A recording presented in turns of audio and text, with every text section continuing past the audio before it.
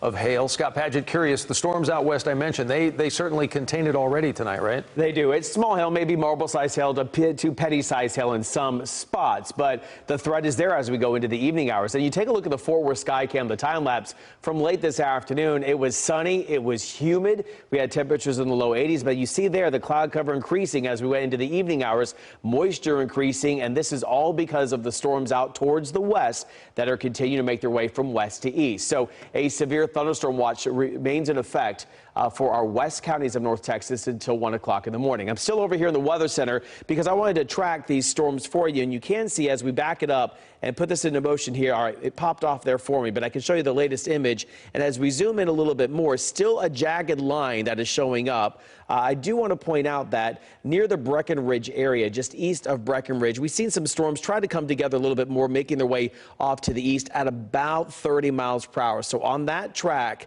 again, Caddo around 1021, Brad 1040, and Metcalf Gap at 1047. So let me switch on over, see if the VIL density pops up. And this is what VIL means, vertical integrated liquid. There you go for that. That's a way for me to find out the hail size in these storms, $half size hail to pea size in Jack County to marble size. So we've seen larger hail than that here in North Texas, and this is continuing to make its way to the east. So this whole entire line, as you see an update there, is jagged on the front edge. So with that in mind, we're still keeping our eyes on it, but it's moving to the east near about 20 to 25. So Grayford around 1034, Jacksboro 1035, Strawn at 1040, and also the Lyra area right around 1042.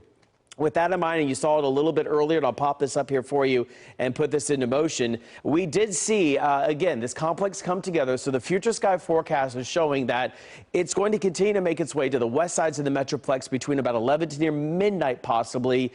If we see some activity develop out ahead of it, that will be a little bit sooner. But this will continue to make its way east through midnight to near 1 o'clock. This forecast model might be overdoing it just a bit. But I also look for possibly some sections that might be bowing out faster than the whole entire line.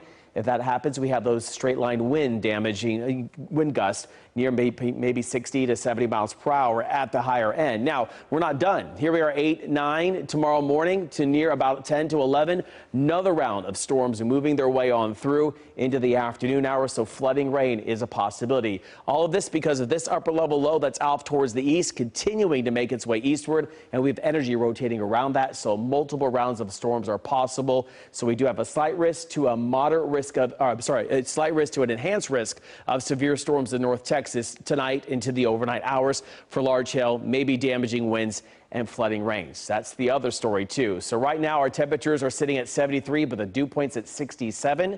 Remember, we have a flash flood watch in effect until Wednesday morning for another possibly 4 to 7 inches of rain in some spots. 100% chance of rain for Tuesday, Wednesday 60%, 70% Thursday. Unfortunately, as we go into the weekend, still more rounds of storms on the way. But then thankfully, Doug, by Sunday to Monday, those rain chances drop off. By Monday, partly cloudy skies and just a rain chance of 20%. I'm just saying that's a lot of high percentages, man. Yeah, it is. Wow. Thank you, Scotty.